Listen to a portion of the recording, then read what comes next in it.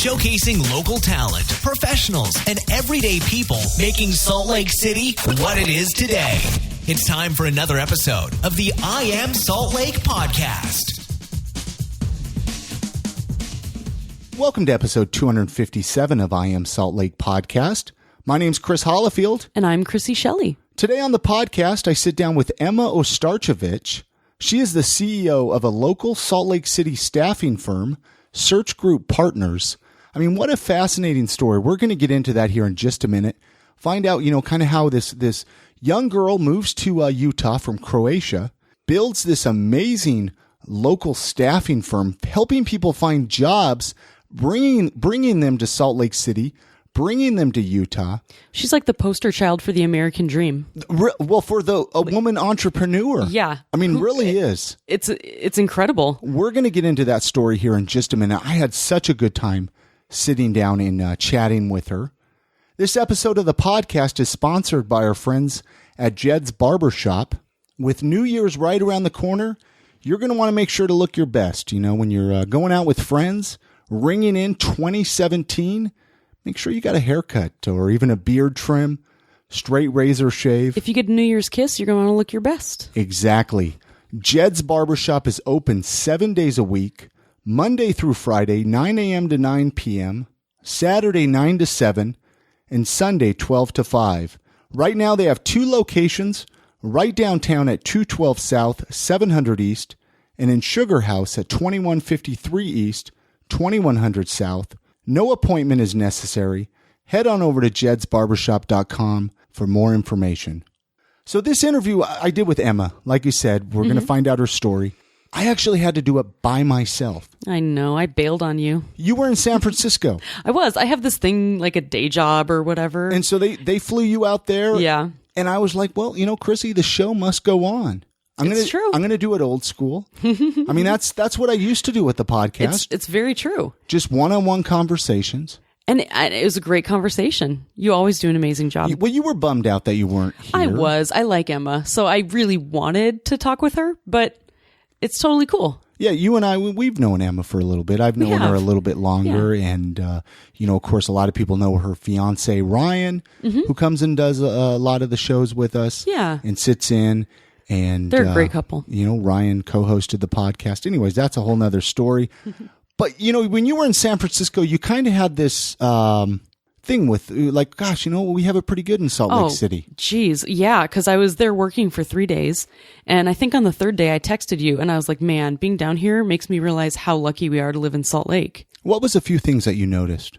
Well, really talking to everyone, we have like a second office down there. So I was in the San Francisco office and they just complained so much about how it's just impossible to live down there. People with our size of a family are in little tiny 1,100 square foot townhomes for probably $2,000, maybe $3,000 a month. Gosh, you're there, and I mean, my CEO moved down there, and he moved from a pretty decent sized place here because you can get good house for your money in Salt Lake down to San Mateo, and it was he just has six small daughters, home. Yeah. And they're just squishing into a small home because that's how it is down there. No one can own a home hardly unless you're millions and millions of heirs. Exactly, and one thing people have to keep in mind, they have these dreams. Like I used to have this dream, I'm going to move to New York City, right? Yeah. I'm going to live in the city. I'm going to do all this stuff. But a lot of times you're working so much you can't even enjoy it. And that's the thing. That's the gist I got from talking to everybody. It was all like, yeah, it's great down here, but I can't afford it. Life's really hard and I have to work all the time. Here in Salt Lake, you can afford a house, you can afford an apartment, and you can get out, you can enjoy the arts, you can enjoy the music. And we have so much culture. We have so much to give. There's always something to do. It's not like a little small town shanty where you can't go out and do stuff. There's always something to do. Just have to find it. Yeah. And there's so many jobs here now. The industry is really picking up here in my line of work, at least in the software technology field. And you can really have the life that you want. Living in Salt Lake. Here in Salt Lake City, exactly. And it just made me realize how lucky we are. We really are. But let's talk about Oleo Skin and Beard. The air is dry. You need to moisturize your skin. They have some excellent skin oil you're going to want to check out. I know Chrissy lathers up with it, splashes it all over her body. Yes, I do. And I use the beard oil. I get it in there, make my beard nice and soft, use their beard butter to help shape it. They make all kinds of great products. Oleoskin.com is their website. But now Utah County listeners can actually pick up their Oleo products at my brother's shop, Empire Merchandise in Pleasant Grove, 328 East State Street. They're tucked away right over by Smith's there. And head on in there and pick up your Oleo products. And check out some of his other products as well. But like I said, oleoskin.com is Oleo Skin and Beard's website. You can order their products right there from the website. Get them delivered directly to your door. And you will thank us later. And Yeah, what are you drinking over there, Chrissy? I know you always got something. I always in your, have my red Solo cup. You always have the red Solo cup every time we come here and record. Well, I'm drinking my classic Coke Zero with Distillery 36 Brigham rum. Great local distillery right here, local rum. You're going to want to pick up a bottle from the state local liquor store or check out their website, distillery36.com. To find out more about him. But let's jump into that interview that I had with Ema Ostarcevic from Search Group Partners. I really enjoyed this conversation. I enjoyed getting to know her. So let's play that now. You're going to want to listen to this one. I'm serious, you guys. Thank you so much for listening. Enjoy.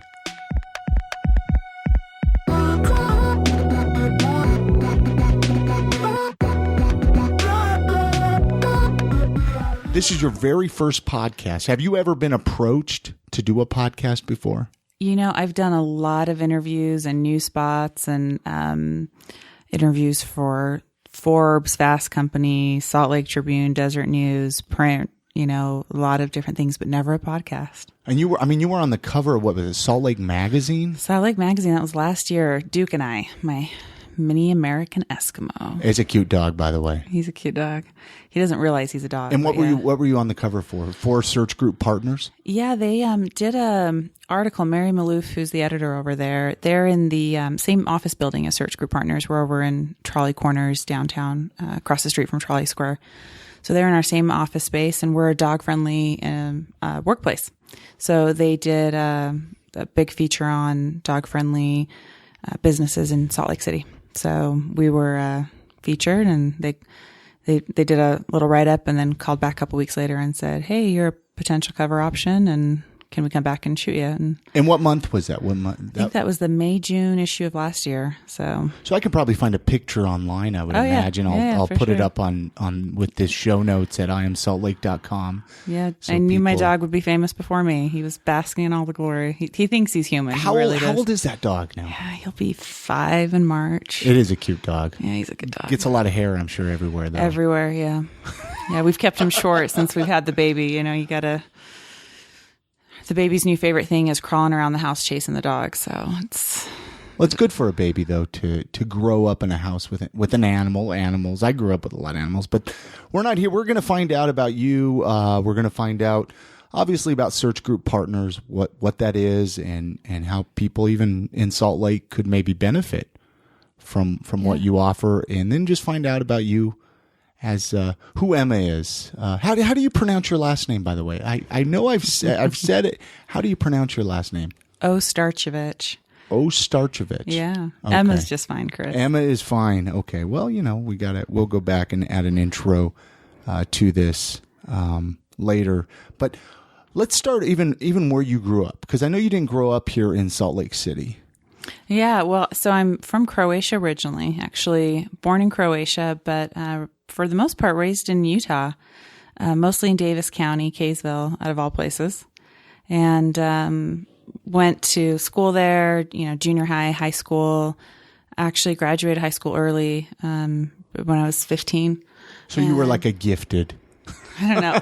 I don't know about that. I just knew I wanted to be done with school, that kind of was always an entrepreneur at heart. Really just knew I wanted to work and enter the business world, and actually started the early college program at Weber State University, out of all places. So growing up, split my time between Europe and the States, and Utah was home. There's a backstory there, but that's kind of the short of it. So from Croatia, obviously you said you spent time in Europe. And you have memories, obviously, as a child. Like, how old were you when you? Well, so I was 5. Okay. So you were young. I mean, I don't have a lot of memories being 5. Yeah. So I was the youngest of 4. So my oldest 2 siblings went all the way almost to high school there. So definitely their childhood would have been more there than here. Me and my brother, the younger 2, it was kind of the roles were reversed for us.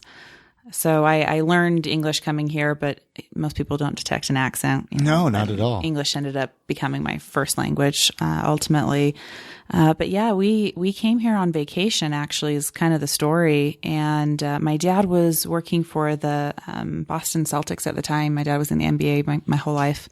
He was an international scout for a really long time. And we came over on summer vacation. My mom brought us kids over to kind of visit Dad and, see America, which was a really cool thing back then. And the long story short is the war broke out in former Yugoslavia at the time.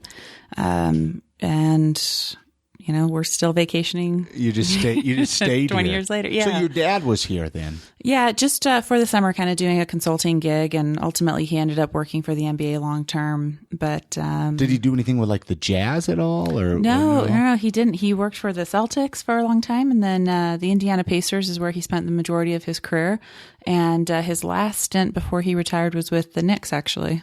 Wow. So did you ever kind of tag along with him as a kid to like all these NBA games all the and time. rub shoulders with some of the big shots in the NBA? I mean, you grew up, both my brothers played basketball. You just, basketball put food on the table. So definitely. But you probably didn't think anything of it at the time. You were just like, that's life, right? Yeah, that was Dad's job, that's kind of, so Utah was, my dad actually played basketball for BYU for a couple of years. And so when we decided to stay here, this is kind of the only place that my parents had some sort of family and friends, and the only place they kind of really knew in the States. So this is where home ultimately ended up being. And they thought it was a great place to raise a family, and it was. And with Dad being an international scout, the NBA didn't really care where he lived as long as he was close to an international airport. He traveled all the time. So in Salt Lake City, we got a great airport here. I mean, to go. Yeah. So and you've kind of bounced around a little bit from like California. I was reading some of your stuff, even New York for a while. Yeah. And I mean, one of the things I love the podcast for a variety of reasons, but I love Salt Lake and the people behind it. And I always say I've relocated here 3 times, so I must love something about this city. There's something about the city that pulls you back. Oh yeah. Brings you back. I don't know if it's the people, the mountains. And every time I leave, I appreciate it more and want to come back more. So, Croatia originally, lived in LA for 4 years, lived in New York, and then came back to Salt Lake when I started Search Group Partners. So I was living in New York, working for the world's largest recruiting firm. And when I decided to venture off on my own, came back here and launched Search Group. We've always been headquartered out of Salt Lake City. So that's awesome. Yeah. You were mentioning like at a young age, how you've always kind of been an entrepreneur. What kind of do you have anything to kind of, target that? Like, was it part of your family, do you think? I mean, your dad, he kind of did his thing with the sports, but where do you think that kind of came from? There's really nobody else in my family that I can remember being a true entrepreneur. Mm-hmm. That wasn't really taught to me. The recruiting component, I feel like, is in my DNA. I mean, my dad was a scout, so I always, part of my mission with launching Search Group Partners was we are the talent agents for the everyday person. And we've kind of taken a different approach to recruiting. When you're a professional athlete, and I say this because you know my fiance pretty well. He was a former NFL player. Yeah. My dad worked for the NBA. My brothers played ball. If you have a good agent, that can change your career, right? And you have to have a good agent. In the everyday world, most people don't have agents. They don't work with recruiters. They don't have somebody that represents them in their job search. And we kind of strive to do that, to be the agent for the everyday person. So I've always kind of felt like, recruiting was in my DNA. My dad did that. I do it, just I don't do it for professional athletes. The entrepreneur component, that just was me. Depending on how far we go back from a little kid, I remember when I was like, were you making up businesses and stuff like that? Because I remember even myself as a kid, as like, I made this business of I used to roll up all the neighborhood's trash cans, all the people in our neighborhood, and I made these business cards and Yeah. and and it was like Chris's trash service, like those were some of my very early entrepreneur type things, I mean, I can go back to like when I still lived in Croatia, quirky things about me. I'll give you share one. As a kid, I couldn't fall asleep. I had a really hard time falling asleep. And so my aunt actually figured this out in Croatia, that she gave me a purse, like a coin purse with kunas in it, which was the Croatian money at the time. And the only way I could fall asleep was counting money. So I would literally sit in my crib and count money until I fell asleep. Like I had a drive for money as like a child. It was the only thing that engaged me. And then when I was probably 6 or 7, I opened up Ema's Place in my mom's kitchen. What was that? It was where I charged all my siblings to make them food. So my mom would go grocery shopping, and growing up with 2 big brothers that, they're like 6'6", and one of them's like 6'6" wide and looks like he should be a football player. And, I'd charge them like their allowance and to go make them lunch. And, I was constantly thinking of ways to make money and to start a business. And always. Yeah. I had a catering business when I was like 15, made desserts, did, weddings, baby showers, you name it. I taught dance when I was probably 16. I had like 4 jobs when I was doing early college. I managed my first group of 20 people when I was 20 years old. I don't know. What did you study at Weber? Communications. Yeah. So I was in PR before I got into recruiting. Worked for a PR firm in LA. What did you do with them? Just PR? NPR and public relations in LA. We did a lot of entertainment PR. Warner Brothers, Disney, a lot of really cool clients. Wow. And got recruited by a staffing firm based out of Santa Barbara. And that's right, because I grew up in Ventura. That's right. Because I've seen pictures that you posted when you go there, and Ryan's always trying to get me, hey, come on with us, on a road trip. And totally come with us sometime. And because you go there a lot, yes. Well, so Search Group Partners has an office now in Ventura County as well. Gosh. Yeah. So our 2 big offices are Salt Lake and Westlake Village. So isn't it beautiful down there? It's gorgeous. I'm just like, gosh. I wish my mom would have never sold her house, She was just right by the beach there in Ventura. Oh, really? Grew up there and then moved to Utah when I was 16, Seriously? So I still got family down in Ventura. And that would have been some nice inheritance. But gosh. Come on, Mom. Yeah, she wanted to get us out of the big city, and she wanted to get us on some country. Anyway, but so Let's fast forward a little bit to Search Group Partners. Yeah. We've mentioned it a few times. You say, you're a recruiter. You help people. For people that are listening, I'm sure there's a lot that have never heard of it. Yeah. How would you describe it? What is it? What's the spiel? Yeah. I think the Reader's Digest version is, we're a recruiting firm based out of, here in Salt Lake City. We recruit for companies from Ogden to Provo. I would say the majority of our clients and companies that we recruit for are in the greater Salt Lake area, a couple hundred companies that we find talent for. We have 6 different specialized divisions. So quickly, those are accounting and finance, office and admin, marketing, creative, technology, executive search, and healthcare. So those are the kind of different specialties and positions that we recruit for. So we help find people jobs. So somebody listening, they could approach you and say, find me a job. Yeah. Here's my resume. And chances are you can probably find them a job. If they're within one of those 6 industries, chances are pretty high we could help find them a job. What got you, you said you were working with the recruiters. How did this all come about? Everything you've done. Yeah. And then this, how and why? So I've been doing this for a long time. Prior to launching Search Group, I worked for the world's largest recruiting firm, ran some markets for them in Southern California, and then their Utah market, and then their executive search practice out of New York. And that entrepreneur in me always knew I wanted to start my own firm, and the right opportunity came up with the right investors and the right private equity firm and backing. And you're down. You said down by Trolley Square. What's the address? We're 515 South, 700 East. So Okay. it's the Trolley Corners building, right off of 700 East. So right across from Trolley Square on the east side. 24-hour fitness Yep, is right exactly. in there. We're in the 24-hour fitness building, so we're on the third floor. Okay. Yeah, so okay. right And how many there. employees do you have? So, that's a loaded question. The reason why is half of our business is consultants. So we actually also place contractors out at clients that are technically our employees on our payroll, full benefits, and we send them out to various clients to complete consulting engagements. So, there's weeks that we employ hundreds of people, but we've got about 15 recruiters in our Utah office that full-time find people jobs. And, It keeps you busy. Yeah, it does. And I might have asked you this already. How long has Search Group been 5 around? years. 5 years. Yeah. What do you know now, like doing this, that like you wished you would have known, like when you started this? Anything or? It's a good, gosh, Chris, that's a good question. Hindsight's always 20/20. I think from a entrepreneur's business standpoint, you learn a lot starting a business. I think if I had to summarize 3 points, the most important things that matter are you got to hire great people, you got to keep great people, and you got to keep money in the bank. Sure.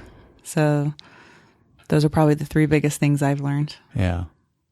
Do you think let's see if I can word this correctly, because I actually just posted this on Facebook recently.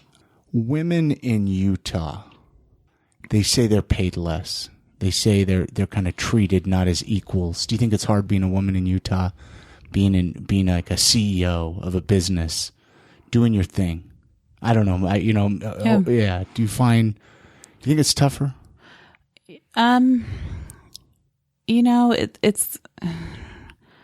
If you need to think about it. no. It's a great question. Unfortunately, and I was just reading a study the other day. The numbers for 2016 were announced, and the worst states in the U.S. for equal pay for women, the top 5 worst in the U.S., 3 of the top 5 cities were in Utah. It's probably the same thing I posted. It was like Provo and Ogden and Salt Lake, right? Ogden, Provo, and Salt Lake. Yeah. So there's a variety of things that I think go into that. But, one of our things that we're extremely passionate about Search Group Partners, and it's kind of become a niche of ours, is diversity recruiting and helping women get back into the workplace in general. 95% of our workforce internally is actually female. All but one individual of our executive team are women.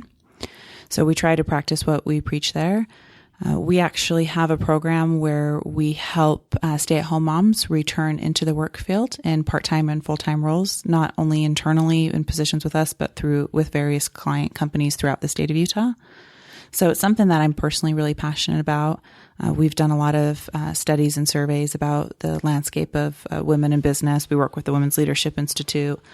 And yeah, it's about, unfortunately, CEOs... women CEOs only make up about 5% of CEO spots held in Fortune 500 companies. So that's a very, very small percentage. And that's not just Utah. That's all Fortune 500 companies. So we've got some work to do in the space for sure. You were talking about getting women back in the workforce. Do you find like a lot of them, especially in Utah, they've probably had no previous work. Yeah, a lot experience. of them have. It's just maybe has been a while. They may have taken some time off to have children. There was actually an interesting study, and I'm forgetting who just completed it, but they surveyed. It was almost like 50,000 stay-at-home moms across the U.S. and asked them, if they would want to return back to work, and an overwhelming amount of them, it was in the 70 percentile, said that they would want to return to work for the right opportunity if there was some flexibility with their job. That's a significant percentage that want to come back to work. So I think a lot of them just don't know how to reenter. What advice would you give them if they want to reenter right now? What would you tell them to do? Call me. Call you. Give you a call. And I'll put all the contact information with this. Yeah. I mean, would you tell them go to school? Would you tell them? I mean, what I don't know, because it's a different world we live in now. It just depends on what they're looking to do. It depends on what profession they're looking to come back to. If a lot of them are highly educated, a lot of them have gotten a degree, but maybe right after college decided to stay home or have children. Temporary work and contract work is a really great way to transition back into the workforce, especially in a part-time capacity. We have a lot of companies that we work with in Utah that love to get part-time help. And it's a great way to get your foot back in the door, to transition from, potentially staying home full time to, starting to work 10 hours a week, 20 hours a week, and seeing where it evolves from there. Sometimes the hardest thing to do is just to take that first step, and having a partner to assist you with that and tell you what your options are, sometimes, can make all the difference in the world. I think you hit the nail on the head there is a supportive partner. Yeah. I think a lot of times that's the toughest thing with anything that you do. Which I want to get into that.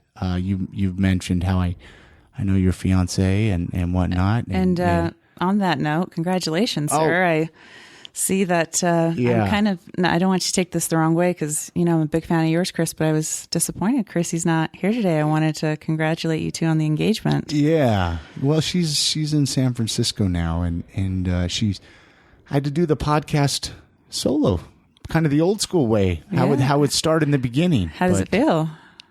I like having a co-host with the show. I like a lot of times they might see something from a different angle. They might have a different question. They might have a different. But there is something to be said just about having a one-on-one conversation with whoever you're talking to. So it's fun. I don't know. I'm enjoying it. Yeah. But we're actually going to take a quick break real fast now. Hear a word from our sponsor, and then I have some more questions for you. So hang tight, and we'll be back with Emma here in just a second.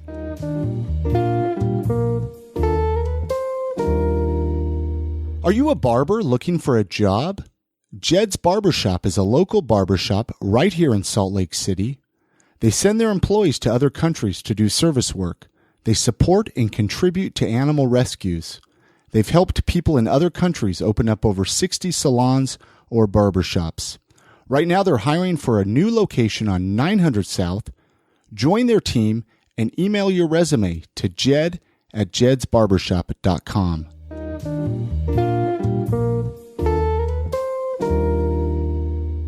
We're talking about, moms back in the going back to the workforce, and, probably after they've raised their kids or whatnot. You're a new mom. I am. How is it being a new mom, owning your own business, doing it what you do?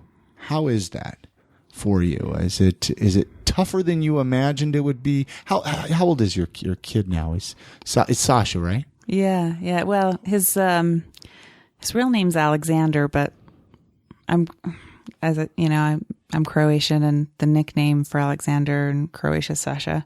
Okay. And I know it doesn't really make sense here, but in most Slavic countries it is. And so it kind of started off as a family nickname, and now everybody calls him Sasha. Like, we were at the pediatrician the other day, and they're like, Alexander Prince, and we just sat there, and I'm like, that's us. So hopefully it's okay we're talking about him. You post pictures on Facebook and whatnot. I baby spam people all the time. If you follow me online, I'm so sorry. All you see is baby spam. I love it. And I don't know if it's just because I'm baby hungry myself or what, but I love definitely it. Get your daily fix of baby. So he's 8 months old. He'll be 9 months on the 27th. So it's been a hell of a ride, Chris. Yeah. I mean, you don't know what you're in for until you're in it. Yeah. And, I kind of joke. I'm like, the corner office includes a bassinet in my world. So, like, running your own business, I mean, how was it? Is it harder? I mean, I guess that's kind of a dumb question. I mean, of course it's harder for you. Yeah, it's not a dumb question. I don't know what else to compare it to. You know, I don't know what it's like to have a child not running my own business. It was interesting when I was pregnant, because I got the comment a lot, oh, you're so lucky you own your own business. You can take as much maternity leave as you want. And I kind of chuckle every time I get that comment, because that's the perception. But the reality is I don't think I really took any maternity leave. You know, I took some time away from the office physically, but you're on all the time. You know, you're taking conference calls up until pretty much the moment you're delivering, right? And you're sending emails constantly, and you're, in some ways it's, you know, your company is your firstborn. And so, I don't really have anything else to compare it to. Have you been able to find a good like work family balance though, do you think? Yeah. I mean, it definitely took a minute. You know, we kind of joke, we kind of are adjusting to our new normal. Having support at home is huge. You know, I've got amazing support with Ryan, and we've got amazing family and friends, and just you know.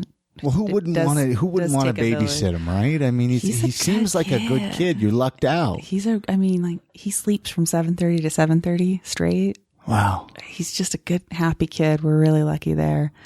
So he makes parenting really easy on us. Do you want to have more kids? Yeah. Maybe. I don't know. Maybe that's, I apologize. No, we don't want him to be an only child. We'd love to go for one more, but, you know, it's also, I'm still trying to lose the baby weight from this one. And, you know, we're enjoying him, and he's just so much fun that, you know, it's kind of, we're still in, you know, he's 8 months old. We're still in the Sasha phase. So was it tough? Like, cause you've been doing, you know, I don't know how long you and Ryan have been together, but like doing your own business. I mean, is it tough to find a partner? Or has it been tough to find that's supportive of a woman in the workforce?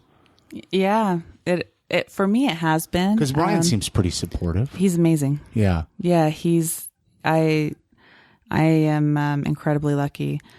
It's interesting because I've been with a lot of guys that have been supportive in a lot of ways, or have tried to be supportive in a lot of ways, but have also really struggled with, you know, if you make more money than them, or if there's that's perceived weird, right? success yeah. that's more than them, or that. And you know, Ryan's never been the type that's needed to bring me down to, you know, make himself look or feel better. He's been my biggest fan and my biggest support. And or they're like, you need to be home to make me dinner and wash my clothes. And it's like, gosh, you know, I don't know. It's anyway. Yeah, he's the opposite of that. So let's talk about some wine. You actually brought a couple of bottles in. Yeah. I remember you told me about this one time. I came over to your house. It was a while back, and you were showing me the labels. I can't remember. You were telling me about it. It's a vineyard in California, right? So we teamed up with a vineyard in California. It's called Jed's Hill. The great winery. And they do some micro crushes. So they did a private label wine for Search Group, and that right there is our Sauvignon Blanc. And they did a private label for us for our clients and candidates. So you can't go to like the state liquor store and buy this. This is it's yeah, no, we have some funky liquor laws here in Utah, but that was a special order for us, and we thought that. It's kind of a celebratory bottle when we place a candidate, tell them congrats on their new gig, or, you know, client, thank them for their business. And not all of our clients drink. So it's, well, I was going to ask you that, you know, being in Utah, it's like, okay, well, here's a bottle of wine. They're like, well, now what do I do with this? There's a lot that do. Come on. Don't give us that stereotype, Chris. Hey, I've lived here long enough. I know, I know not everybody. And actually I find fewer people don't drink in Salt Lake. But no, that's a neat little kind of thing. You know, it's different. It's unique. You know, that's kind of what we were going for. So we try to get to know our clients and candidates, you know, individually, and try to get a custom gift for them. So that doesn't always for everybody, but it's definitely been something different. I don't know of a lot of other groups that do that. And Jed's Hill is an amazing winery, and we had a lot of fun teaming up with them. So. Well, and it fits your personality and your style, I think. Like, I think if I was to do something, it would be like a beard oil or something. Yeah, I could see that. But not everybody that comes through here has a beard, you know? Like, here's your own bottle of beard oil. Like, now what do they do with it? But, yeah. Anyway, I also like to find out when I bring people on kind of, you know, a little bit more about them as a person, kind of what makes them tick and stuff like that. But what are some of your other hobbies and interests? Like when you're not doing Search Group, or Or what are you interested in? What makes Emma tick a little bit more than entrepreneur type things? Those answers have changed a lot in the last 9 months. Oh, I'm sure it has. So it revolves around a lot of things, baby. But I was a ballerina my whole life growing up. Taught ballet and dance for a long time. Got into Pilates before I had the baby, which was kind of a nice way for me to get back into a dance type thing. Really coming back to Utah, it's been nice to start to enjoy Utah and having the mountains in our, backyard. And so, now having the baby, we try to get out and, domestication at its finest. Push the stroller with the dog and the baby up the mountain. That's life now. Yeah, you're the family life. Yeah. You said ballerina? Yeah. I mean, what guy was that over in Croatia that you did that? No, I mean, here actually. Here. My sister started in Croatia. It is a lot of girls in Europe and in Croatia definitely dance and do ballet. So that was a cultural thing for me. But yeah, I loved it. In fact, a lot of people asked, what gave me kind of my sense of drive and hard work and discipline, especially doing early college and work. And I say a lot of it stemmed from ballet, especially from a discipline standpoint. You ever think about getting back into that? Man, I can't do the splits anymore. You just got to keep trying and practice and Anyway, we talked a little bit about like Santa Barbara and California. I know you like to travel a lot. I do. I've picked that up knowing you for a little while now. Do you have a favorite vacation spot, somewhere you like to go? This is such a cliche, but Croatia is probably my favorite. Do you make it over there a lot? I haven't the last couple of years. We're hoping to go this summer. We thought about actually getting married there. We've thrown out a couple different ideas, but we haven't yet done our first flight with the baby. We've done a couple road trips with them, but we haven't done airfare yet, and kind of done that. We'll see. So the baby hasn't gone on any flights. He hasn't gone on any flights yet. So actually, how does that work? So does your baby have Croatian citizenship then too, or no? He can. He doesn't currently. He can. But we've thought about it. If he ever wants to go play on the Croatian basketball team. Sure. I mean, you've seen him, right? He's a big kid. Yeah, he's a big kid. Well, comes from. I mean, you were saying your family's basketball players, and then Ryan over here used to play football, and yeah. When we found out we were having a boy, I was like, oh shit. Yeah. He's like in the 98th percentile. We'll see. What do you think is the most important innovation of your lifetime so far? The most important innovation of my lifetime? Of your lifetime so far. There's been so many. Don't you feel like, Ryan and I were talking about this the other day. It's like, by the time Sash grows up, we were talking about him getting a driver's license, and Ryan looked at me. He's like, he's not going to be driving. He's going to be like, flying. Yeah. Flying. I'm like, what do you mean he's not going to be driving? He's like, he's going to get in his Uber or Google or whatever self-driven car that's going to drive him somewhere. Like, he's not going to get a driver's license. And I kind of got thinking about that. I'm like, you know what? You're probably right. He's probably never going to have to. Driving's going to be so a thing of the past, Mom. It's like my niece got in my car the other day, and she points to my CD player. Mm-hmm. And she's like, what is that? I'm like, what's what? She's like, what is that? I'm like, it's a CD player. And she's like, I don't know what it is. Because they're used to she's never seen a Bluetooth CD. Or something. Bluetooth, iPad, iPhone. Like, she's never seen a physical CD. She's not that old. She's like 6. So it's like, wow, I remember like when the internet kind of just came out when I was a kid. That was probably the biggest one. The screeching modem. Yeah. Connecting. Dial up. Yeah. Yeah. So think how the World Wide Web changed our lives. Make a meal while a page is loading on the internet. Yeah.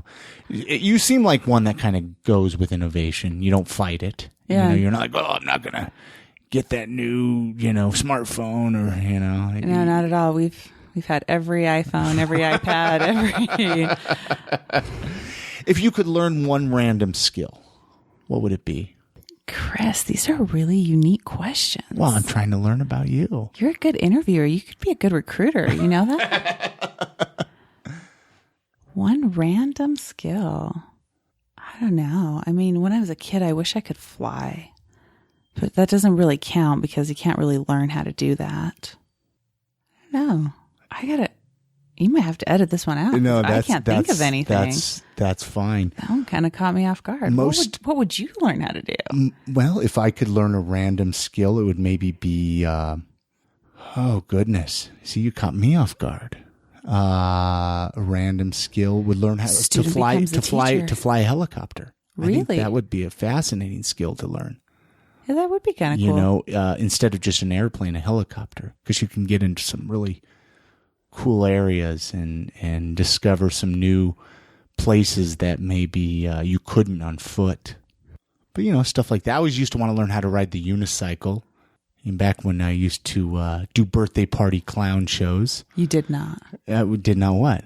I did birthday party clown shows? I dabbled in clowning. You're lying. No, I'm not lying at all. This was like back when I was amazing. Like 17, 18, 19 years old. And then I kind of picked it back up later on, balloon animals, stuff like that. But that's fantastic. Most memorable concert or sporting event that you've ever been to? Do you have one that sticks out a little? You've been to a million sporting events, I'm sure. It's not necessarily one, but I grew up, most of my childhood, my dad worked for the Pacers. You a basketball fan at all? I played basketball. Obviously, being tall, I was kind of forced to play basketball during my teen years and church ball and all of that. I don't really follow basketball. I've never been to a Jazz game. I've lived in Utah 20 years. Never been to a Jazz game, mostly because I've never really had anybody to go with. Seriously. We're getting you Jazz tickets.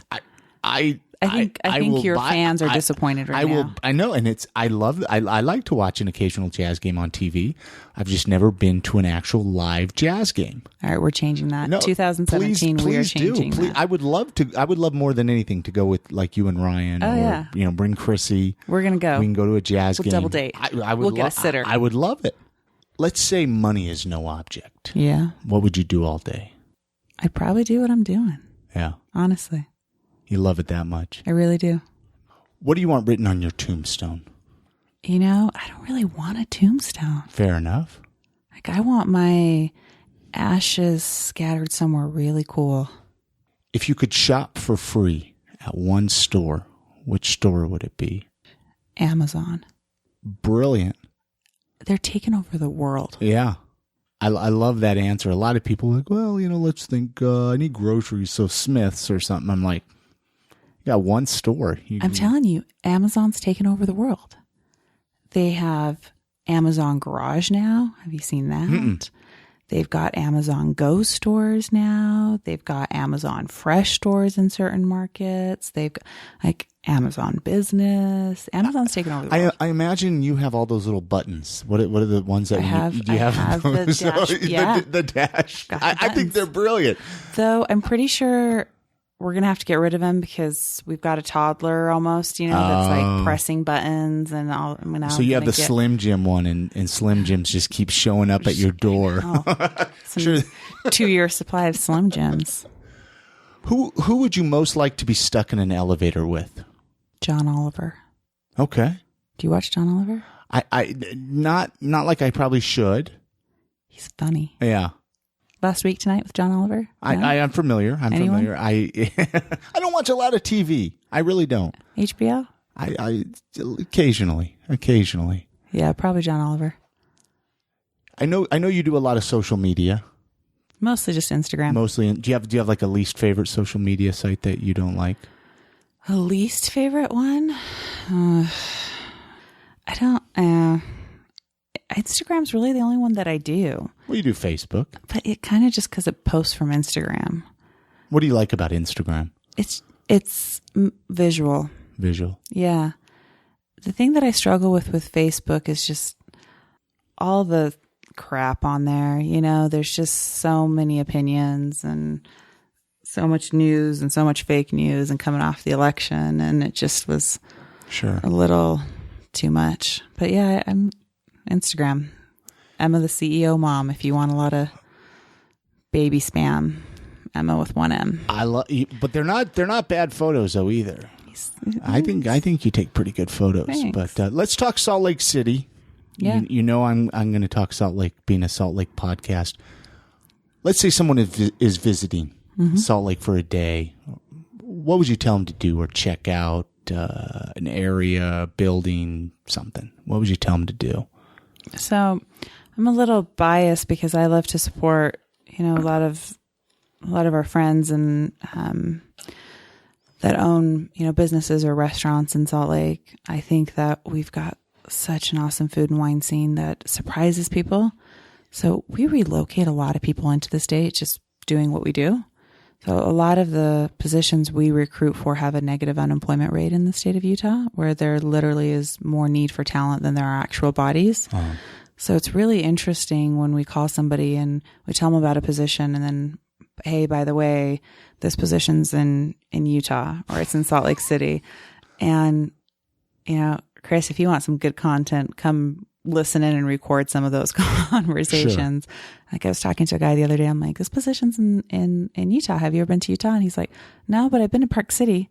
And I'm like, that's in Utah, but he just thinks that, Park City is a totally different, part of Utah. And I had somebody ask me the other day, are you all polygamous there? And, no, not all polygamous. And is it a dry state? Can you guys get a drink? And so it's interesting to see kind of the perception, and we relocate a lot of people here, and it's cool to call somebody that we relocated like a year later and see how they're liking it, and how many of them end up being, transplants here that want to stay forever and are just so grateful that we called them about that, dream job or that opportunity in Salt Lake that they would have never even thought about. But some of them, it takes a while to win them over, and there's like a courting process, and just trust me, just come out, bring your significant other and free trip on us. And so, depending on the person, we give them suggestions on where to go and what to check out and what's kind of going to be their vibe. And I always say, check out some of our restaurants, check out some of our cool bars, just check out the downtown scene in general. And so is there a few that you would, that stick out? Or? Yeah. I mean, Takashi's my favorite sushi, just restaurant in general. I just think they do a phenomenal job. You can't go wrong there with anything. Excellent sushi. Yeah. I mean, they've got like 200 and something items on the menu, which a lot of people don't know about. And even if you don't do sushi, there's some amazing dishes that aren't, seafood. Their cocktails are great. Have you been to HSL yet? I don't think so. Awesome. You got to go. It sounds, what is it? HSL. So Handle and Park City, same owners, just kind of their downtown spot. Okay. Where are they at? Where's HSL? Where I get, my mind's going Chris, to blank. Do you know what we're going to do? Way to put me on the spot. Do you know what we're going to do? What are we going to do? We're going to go to HSL for dinner, double date, take your fiance, and then we're going to go to a jazz game. I'm in. Man. Let's do it. So HSL's a new spot I really like. Undercurrent Bar. Okay. You been hanging out there at all? I haven't gone there either. Are you only going to the dive bars right now? Chrissy wants to go to Undercurrent really bad. I think the first I'm not a time, seafood guy. But so Undercurrent's the bar next to Current. Okay. So the bar, okay. Yeah. But I'm a dive bar guy. I think the first time I met you, what's the dive bar by my office? Ex-wife's place. Yeah. Yeah, that was like my birthday. It was a few years ago, right? I think so. I'm sorry that you had to meet me there on my birthday. No, why are you sorry? You look like you're having a good time. I was, especially if it was my birthday. Yeah. So it was you and Ryan had just gotten to know each other. Yeah. And he said, hey, I'm going to go meet this guy that does this podcast and come with me. And it's at the bar right by your office. And like, there's a bar right by my office. And sure enough, there's a bar right by my office. You want to, let me share a funny story with that. I don't think I've ever shared this story. Oh, no. All right. So that was like my first birthday right after my divorce. Okay. And I invited a buddy. I said, hey, I'm having a birthday party at my ex-wife's place. I can't, how I worded it, I must have, or at ex-wife's place or something like that. Texted him. Did he think So it was at your ex-wife's place? So he showed up at my old house. Oh, serious? I just thought that was a funny story, and it was a perfect time to. Did your ex-wife open the door? I can't remember what he told me, but that's funny. I think he showed up there and nobody was there or something like that. But it was just anyway. I just thought that was funny. That is story. That's a great story. That is the first No, time I don't know. met I mean, when I lived downtown, I would go to the Poplar or Bar X or those aren't complete dives. Bar X is awesome. I love Bar X. I like Poplar a lot too. Yeah, I'm just giving you a hard time about the dive bars. I know you are. I know. I love it. I like that's what I love bringing people a good dive bar every now and that then. know me a little bit, bringing them on the podcast that know, and so they can just kind of heckle me a little bit. And any other? Well, that was another question. Favorite local eating spots? You mentioned a few. Takashi and HSL and Undercurrent. I guess that's more for drinking. Yeah. Do you like Current as well? I do. Yeah, I do. I mean, but I also like seafood. So I need to give seafood more of a chance, I guess. I like seafood like when I go down to Ventura. I mean, it's fresh. Yeah. At the pier. I don't know if you've ever eaten on the pier there in Ventura. Yeah. Oh my gosh. Delicious. But So Ventura was like home for you, born and raised? Born and raised. Lived in the same house. I was born in the house. My mom, did the whole midwife thing. Wow, very born holistic. And raised. And, go mom. And that was home. One home. Grew up.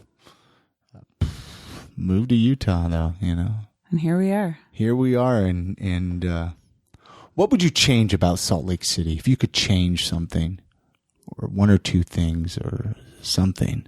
If I could change something about Salt Lake, I struggle with our air quality. I know that's a corny environmental thing to a lot of people. Not at all. I think it's important to everybody, whether you're environmentalist or not. I think it's important. So I struggle with that a little bit. I think this is getting better every year, but what I miss most about big cities is just the diversity. I miss the diversity of New York or LA, and I think that we're getting more and more diversity every year, whether it's in people or in restaurants, or we're growing. We're that's definitely changing and evolving. But I miss that. I was just in LA with my nieces, and I was watching them walk home from school, and my niece was walking home, and just kind of looking out the car window, and as she's crossing the street, and she's probably with like 6 different friends maybe. Mm-hmm. And I think every ethnicity was represented in her group of friends. And I just thought that was so cool. You don't find that as much here in Utah. Yeah. Yeah. So, there's nothing, I'm not saying there's anything wrong with that. It's just, I miss that. Sure. It's important to me that we let our kid travel quite a bit and get exposed to different cultures and, different religions and different ways of life and learn different languages. And so that's a little bit harder to do here. And that's important to me just from the culture and where I grew up and, traveling. It just made up a lot of who I am and what my perspective is on life in the world and, life outside of the 801. It's changing though. It is. I mean, even just in the last 4 years of doing this podcast, I don't know if it's just because I'm more in it, but I've seen a lot of change. I agree with that. But how can people, let's run down like list websites. Feel free to plug for Search Group Partners. How can people find you online, connect with you, say they're looking for a job? Let's go down all that contact information as we kind of wrap this up now. Yeah, hey, we're pretty social. So if you look up Search Group Partners on pretty much any platform, you'll find us. So searchgrouppartners.com if you're looking for a job or if you're looking to hire talent. From there you can find us on LinkedIn, Facebook, Twitter, Instagram, you name it. Just all Search Group Partners. Search Group Partners. And I saw the website on the back of the bottle. It's just searchgrouppartners.com. That's Simple enough. Easy enough. Anything else you want to say or mention or? No, thanks for having me. Yeah. I've had a heck of a chat with you. Yeah. And you were worried? I'm not worried. No, I know. I don't want to bore you to tears. You weren't boring at all. Come on. I brought you cookies and wine, so it can't be that bad. No. I appreciate you sitting down with me, though, Emma. Thanks for having me, Chris. You bet. Thank you so much. All right. Many thanks to Ema Ostarcevic for coming on this episode. head on over to iamsaltlake.com/257. It's for episode 257 for all the links to get in touch with her, all the links to get in touch with search group partners. Seriously, if you're looking for a job, give her a call. Let her know you heard her on I Am Salt Lake. And she'll do her best, I think, with helping you find some new work here. It's always good to network. It really is. Again, this episode of the podcast is sponsored by our friends at Jed's Barbershop. With New Year's right around the corner, you're going to want to make sure to look your best. Go out and get a haircut, a beard trim, or even a straight razor shave. Jed's Barbershop is open 7 days a week, Monday through Friday, 9 a.m. to 9 p.m., Saturday, 9 to 7, and Sunday, 12 to 5. They have 2 locations to serve you, right downtown at 212 South, 700 East, and in Sugar House at 2153 East, 2100 South. The best part, though, you guys don't have to make an appointment. You just show up, get your name on the list, get a haircut. And I always remember them because they have the sign "Walk-ins welcome" with Christopher Walken's face. Christopher Walken, brilliant marketer. I mean, Jed is a great guy. We're actually going to have him on a future episode of the podcast. We're going to bring him in here, dissect him, and find out his story, find out the kind of the history behind Jed's Barbershop. Great local barbershop. I'm serious. Go check him out. So, hey, but in the last episode 256, I started, so on Facebook, I posted a question, tell me what you love about Salt Lake City. And, I got a lot of interesting responses, started reading them on the last episode, and we weren't able to get to all of them. So I wanted to read a few more of them right now and kind of, talk a little bit about it and kind of our responses, because everybody lives here in Salt Lake for a different reason. Exactly. And that is so true. Everybody has a different love. Everybody has a different passion. And it's so fun to find out why people love Salt Lake. You can add Chrissy or myself as a friend on Facebook. We always love new friends. But let's jump into a few of these questions here real quick. All right. So Eli, what he loves about Salt Lake City is the fresh air. I think he was being a little sarcastic. Yeah, that sounds like well, unless you're in the mountains, and then there's fresh air. Exactly. And Kaya, is that how you pronounce her think name? Kaya. Kaya. I love how SLC is a liberal oasis. Which is actually very true. I don't think a lot of people outside of Salt Lake know that. Or they don't realize it. Yeah. How liberal it really Salt is. Lake City really is. Evan Rollins writes, the downtown architecture from the Walker Center to the other old Main Street buildings that are still left. Lots of great culture diversity. Shops, restaurants, concerts, events. You can't really bitch a whole lot that there's nothing to do here. And the mountains, holy shit, minus the fun time with the inversion, what would this place be without him? So true. He hit the nail on the head with all of that. He really did. I love just walking downtown, pulling my iPhone out, snapping pictures of the old buildings at different angles. And the artists here who have actually started to cover the old buildings in art. Oh my gosh. It's so much fun. I think actually someone might have even mentioned that. But RJ Walker, this was kind of an interesting response. He wrote, it is a city full of secrets.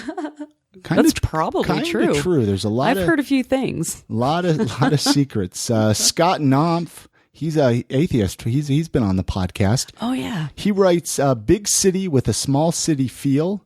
It's got everything I want: restaurants, movies, concerts, etc. But at a reasonable price with tons of parking. Weren't you talking about that at the beginning of this episode? Kind of how your recent trip to San Francisco, how everything is just overpriced. Mm-hmm. You can't even afford to do anything. Yeah, you're like, well, I'm staying in tonight. Can't do anything. Can't get out and enjoy the city. I mean, what can I watch on Netflix? Because that's all I can afford. It's true. It's such a bummer. Kamiley writes diversity, which is true. Sid Warner, the food in the animal rescue community, so true. That is, we actually have some really good animal rescue places here. That's how I got Charles. Yeah. Charles, my best cat ever. Yeah, he is the amazing hairless cat. Brooke writes red iguana, so that's what she loves about Salt Lake City. Joe Dalgarn, The salt is really good, and the lake is also nice. Thanks, Joe. Leslie Sheldy writes, West Valley food scene. I guess over there in West Valley City, they have a pretty good food scene. James Lamb. So he's been on the podcast, Salt Lake City Clothing, the talented tattoo industry. This is actually something that I haven't had the opportunity to really delve into with I Am Salt Lake. I had Vic back on the show, episode 100. Yeah. Great local tattoo artists. We have some amazing tattoo artists here in Salt Lake. I think we're a little spoiled with our tattoo artists and the skills and the amount of them that we have. I mean, I've noticed going to other big cities, when we went to Chicago, there weren't very many people with tattoos. Like, it just wasn't something I saw very often. When you come to Salt Lake, it's just like an oasis of people with artwork. And I know a lot of people fly here from other states to get tattooed by some of our amazing tattoo artists. Yeah, we really do have some amazing people. And I hope to get their stories on future episodes of the podcast. Aaron Woodall, you guys know him from the podcast too. Great local stand-up comedian, commented on here on this Facebook post, no traffic. Which is true. That's pretty true. It's getting a little heavy. And, I know I secretly like it. It makes me feel like I'm living in a big city. It's great to be stuck in traffic. But, this was a cool response from Tina Angel. I think she has something to do with Tin Angel, local restaurant. But she writes, it often seems that because we are a blue dot adrift in a sea of red, we pull more tightly together than other similar-sized communities. And that's probably very true. I got goosebumps from reading that. Jim King writes, fall, so beautiful, which is true. You can head up in the mountains. Oh, the fall's the best here.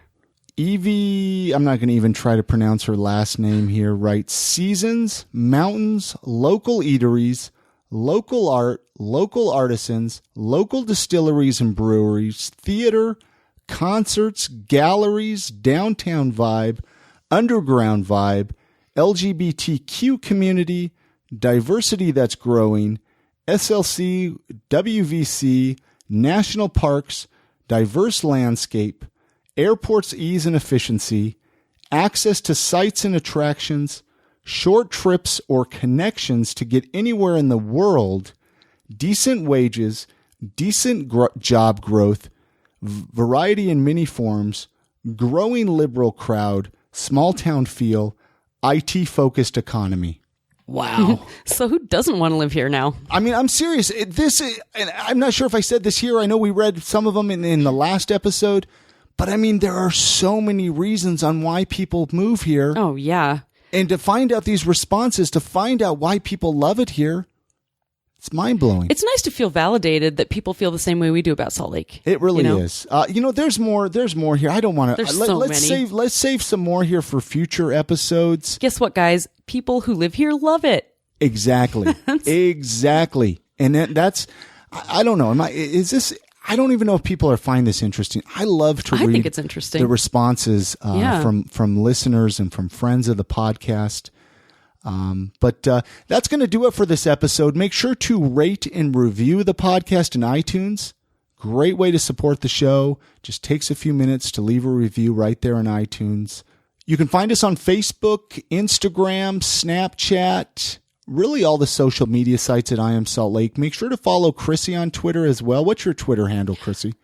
At Chrissy Tweets. KRISSIE Tweets. And if you follow me, I'll tweet more. Yeah, you need to get on Twitter more. Do. I know the I Am Salt Lake Twitter. We're trying to really spotlight a lot of cool Utah stuff there and keep you guys up to date on everything Utah.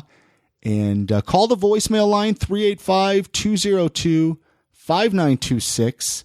And I think that's going to do it. Get out and enjoy the city. Love the city you live in. Support local. And have a good night, Grammy.